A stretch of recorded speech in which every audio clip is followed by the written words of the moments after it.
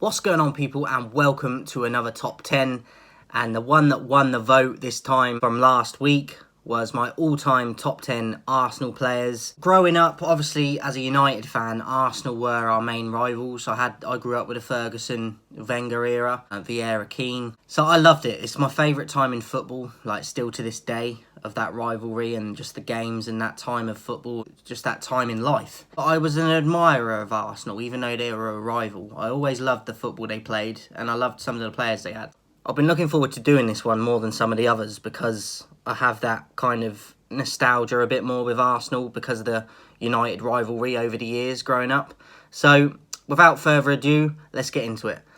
Top 10 Arsenal all-time players, and in at number 10, we've got Robin van Persie.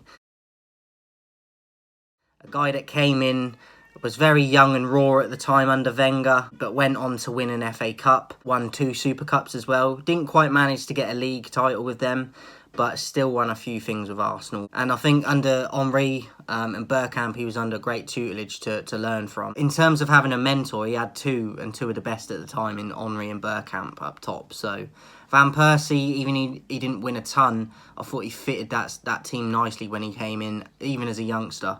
So Robin van Persie, number 10. Number 9, I've gone with Ashley Cole. Best ever left-back for England, in my opinion. He won 2 Premier League titles with Arsenal, several Super Cups, and he won 3 FA Cups. Like, he was quite young at the time at left-back, going into that system, and then he obviously went on to Chelsea after that. But just in terms of he kind of did that wing-back role early on, and he was probably a little bit more attacking back then before he went to Chelsea. But he was always a good defender regardless, even when he attacked and got forward. But yeah, just fitted that Invincibles team like beautifully, and even before they went on the run as well. So for me, the best ever English left back, and one of the best ever left backs in the world for me. And went on to have a good career as well. So Ashley Cole, number 9. Number 8, Sol Campbell. Now, I don't think a lot of people would have them on their lists for this, but I've always been a big fan of him. Even for England, I thought he was very good. Remember, he had a couple of disallowed goals in World Cups and things that should have stood. He always stood up and was counted for when he was called upon. 2-time Premier League winner, 3-time FA Cup winner, and he won a couple Super Cups as well. But as I said, I think for club and country, he was just brilliant for me. A very underrated centre-back in the history of football, especially in the Premier League. And I know there's a lot of controversy when he went from Tottenham to Arsenal because of the rivalry. But if you was in his shoes, you'd have done the same thing because it's a massive club and they're a bigger club than Tottenham. And he went on to do what he did and have a great career himself. So for me, he has to make the list. He's one that I've always admired, even though he never really gets spoken about. I've always rated him. And that's Sol Campbell. Number 7, Robert Pires. Thierry Henry's partner in crime in them couple of unbelievable years that they had together. A World Cup winner as well. Euros winner as well. He's got a ton of trophies. 2-time Premier League winner. 3-time FA Cup winner. He won a couple of Super Cups himself as well. But just someone that was told at a young age, because he had a problem with his legs, that like the gait and that and how he ran, like if you remember, he was very open-footed. Like he'd have a very wide, like his feet would be pointing outwards as he played, but he didn't let that affect him. He went to go on to be one of the best footballers, in my opinion, in his time. And his peak was in that Invincible team and was a major part of that team. And his partnership and link-up with Henry was ridiculous. They were doing stuff that was just like in a video game at times, and people couldn't stop them. So for me, has to make the list and won multiple trophies, as I said, and an underrated player for me in history as well. So Robert Pires, number 7. Number 6, we got Cesc Fabregas. We're remembering when he first came into that Arsenal squad as a very young guy, but fitted in. It took him a little while to get going, but he kind of did fit in almost straight away in terms of his ability, but just got more consistent as time went on. Won an FA Cup with Arsenal, and he also won a couple Super Cups as well. Didn't manage to win a Premier League with them, but I still think when Henry left and stuff, he took over like the captaincy. He did well, even though they didn't really win a lot after that. Like I felt he took on that role of the captain, and I think his performances a lot of the time were above standard, and I thought he was a good replacement. It's going to be hard to ever replace Henry, but I think he did a reasonably good job, even though it kind of went downhill at that point and got worse and worse. I still think he was doing his part. So for me, has to be in the list. Cesc Fabregas, number 6. 5, we've got David Seaman. Probably my all-time favourite keeper for England, and for Arsenal, he won a ton of stuff. He won 3 Premier League titles, 4 FA Cups, 3 Super Cups, an English League Cup, and another one that I can't even pronounce. So he won a ton. He was there from very early on. Early 90s he was there from. So, like, he's properly been there from before even Wenger came in. So, for me, obviously, should have won something with his country, like a lot of players at that time should have. But a great goalkeeper, one of the best ever for me. I think I'd have him second place in terms of all-time Premier League goalkeepers, and he'd only be behind Peter Schmeichel, probably. It's questionable. There's some good names in there that you could throw in, but I think he deserves, if not top 2, at least top 3. So for me, David Seaman, without doubt, has to be in this list, and he makes it in at number 5. Number 4, we've got the original captain before Vieira took over the mantle, and that is Tony Adams. Obviously had a lot of problems off the field with drinking and stuff, but still managed to play and always perform, it seemed. 4-time Premier League winner, 2-time English League Cup winner, 2-time Super Cup winner, and a 3-time FA Cup winner. I mean, like, that should speak for itself. Like I said, he was the leader. He was your old-fashioned centre-back, but he could also play a bit as well on the ball. Another one that should have won something with England, probably, just in terms of his ability and how good he was. So for me, it's a no-brainer. He has to be in the list. He's such an important part of Arsenal and their history and that time with Wenger when he first came in. You're going to need a proper leader when Wenger comes in to do what Wenger did, and you need the right captain for that to work and pan out how it did. And he was the stepping stone at that point. So has to be in this list, and that's why I've got him so low down, because he's such an important figure. And that's why he's got a statue outside Arsenal as well. So for me, no-brainer, Tony Adams, number 4. Number 3, we got Patrick Vieira. Just mentioned the guy obviously took over the mantle after Tony Adams left. We all know what he went on to do. That rivalry with Roy Keane over the years, as I said, was like my favourite time in football. And he was such a good player as well. Obviously doing a fantastic job in management now with Crystal Palace. He won 3 Premier Leagues, 4 FA Cups with Arsenal, World Cup winner, and he won 3 Super Cups as well. In terms of his size and the length of him, and like he was quite gangly and stuff, he played like he wasn't that size. A bit like a Yaya Toure, but even a little bit more elegant, you could say. He glided across the pitch. He had beautiful technique on the ball. He had leadership skills. He had tenacity. He could be dirty.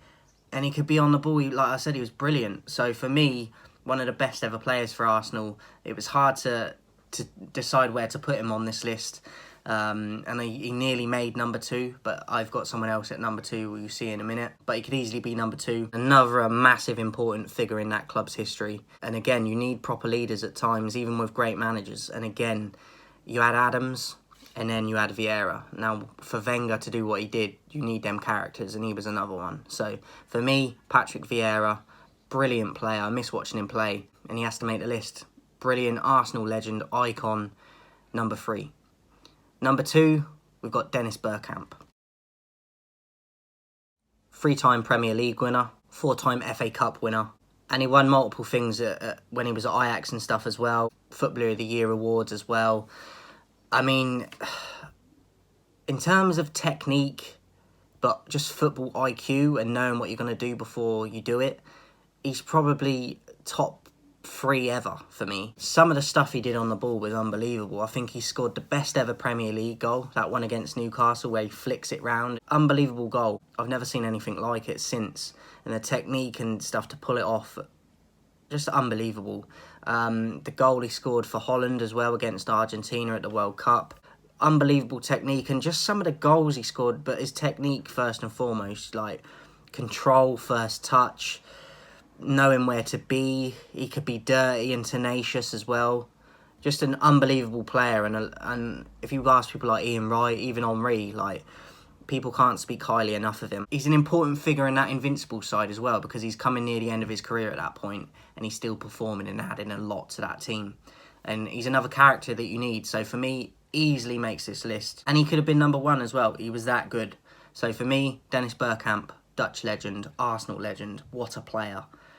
He was kind of like your earlier Berbatov, but I think he was even better, to be honest, than Berbatov. So Dennis Bergkamp, number 2. And then number 1 is Vavavoom. It's Thierry Henry. Who else could it be? This guy changed football for me in terms of even at school, people started pulling their socks up over their knees because he started that. For France, like, he won a World Cup, he won a Euros, 2-time Premier League winner as well with Arsenal. Went on to Barcelona, fitted in there as well. 3-time FA Cup winner. Like, he's won a ton of stuff, even won some stuff in America as well. So, for me, loads of Player of the Year awards as well. But in terms of just, he's my all-time favourite Premier League player. And he's one of my, he's top 3 for me in terms of favourite ever footballers as well. Because of how he used to play. He had that confidence and swagger that people can't do nothing when they're playing against him. And he pulled it off majority of the time. Like, pretty much every game he come up against someone, he was the winner. It took him a little while to get going when he first moved to Arsenal, but he changed how he played a bit, and then he took on all that responsibility and pressure of being the goal scorer. Broke Ian Wright's record, which stood for so long. Just an unbelievable player, and one that I don't think we've seen since. I think Mbappe reminds me of him a little bit, but he hasn't got, I don't think he's even close to him either, to be honest. It's just how he runs a bit, and that he reminds me of him a bit. But in terms of technique, first touch, the confidence, the swagger, the high socks, the stuff he started at schools with that, with people wanting to do that, walking like him, and the shirts, and like the Vavavoom, the Mercurial boots, like some of the goals he scored as well, the flicked goal he put up and volleyed over Bartes against United.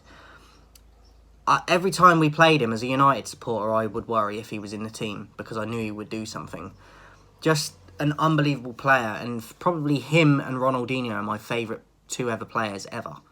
And for a rival to do that, and not one of a Manchester United player, it takes some doing.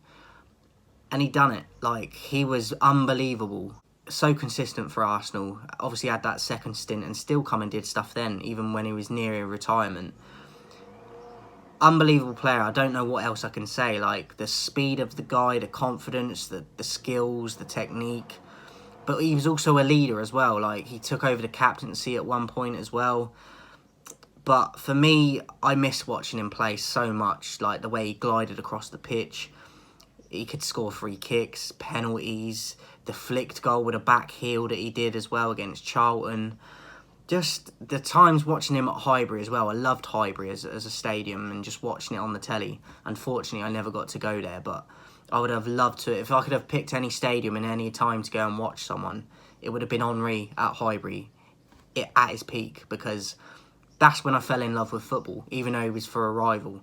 And he's one that I wish we could have had at United because of the trouble he caused us and how good he was. He was unbelievable. I think he is arguably top 3 best players ever for me. I think he was that good. And people might be like, well, he didn't win enough with like Arsenal or even at Barcelona and stuff. But he was loyal to his clubs he was at. He wasn't at a ton of clubs, but the ones he was at, he was loyal to. And he performed consistently, even though they didn't always win titles. And he was such a great... Please, if you haven't watched him, if you're younger than me and you didn't grow up at that time and didn't watch him, just go and check out some of his stuff, and you'll know why I've put him number 1. And you'll know why I'm praising him so highly. Like I said, other than Ronaldinho, he's the one that I miss watching the most. And as I said, for a non-Manchester United player to do that, you got to be different and you got to be special. And Thierry Henry sums that up. So that is my all-time top 10 Premier League Arsenal players, guys. Let me know yours in the comments, and I'll be back soon with another video. Go to the community tab and vote on the next top 10 you want to see. I put that up yesterday. It's had 2 votes so far, so go and join in on that. Take part in that so you can get which one you want. And I'll see you guys soon.